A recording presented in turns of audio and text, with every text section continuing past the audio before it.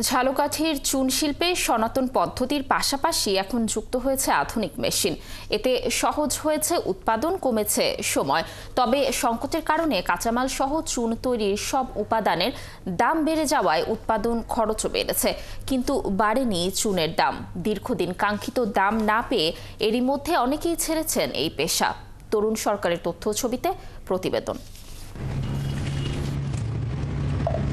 দক্ষিণের জেলা ঝালকাঠির চুনের সুখ্যাতি ছিল দেশ জুড়ে। একসময় ঝালকাঠির পালবাড়ি ও বাউকাঠি এলাকায়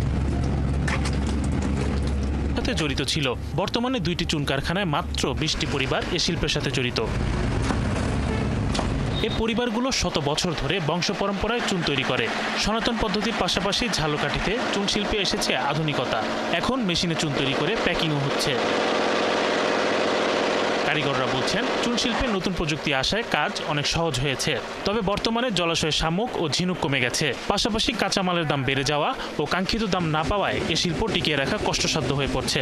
কাঁচামাল পাওয়া যায় না, কাঁচামালের মূল্য বেশি। তারপর সুন্দরবনের সুন্দরবন বন্ধ থেকে কাঁচামালটা খুব কম হয়, দাম বেশি দামে বিক্রি করা যায় না। চিটাং থেকে যে মালগুলো আসতো ওই বন্ধ হয়ে গেছে। সরকার ওই জায়গাটা একর করে নিয়ে গেছে, পর ওই মাল বন্ধ হয়ে গেছে। এখন যে দেশি শামুক কিছু কিছু পাওয়া যায় সুন্দরবন বাগেরহাটে, ওই আর কি আমরা কিনাই না, ওই বানিয়ে বিক্রি করে যাই। চুনের দামটা একটু কম, এই কারণে আমাকে আর কি বেতনটাও কম। চুনের দামটা যদি একটু বৃদ্ধি পাইতে তাহলে আমাদের কর্মসংস্থাও ভালো চলতে, আমাদের বেতনটাও ভালো হইতো। অন্যান্য ক্ষুদ্র শিল্প প্রতিষ্ঠানের মতো চুন শিল্পের সাথে জড়িত কারিগরদের সহযোগিতার আশ্বাস দিয়েছেন ঝালকাঠি বিসিকের এই কর্মকর্তা। বিসিক ঝালকাঠি থেকে আমরা যেই ধরনের সহায়তাগুলো অন্যান্য উদ্যোক্তাদেরকেও দিয়ে থাকি, সেই ধরনের সেবা আমরা যে কোনো ক্ষুদ্র, কুটির এবং মাইক্রো উদ্যোক্তারা যদি আমাদের কাছে আসে তাহলে আমরা তাদেরকে সেই সেবা আমরা দেব।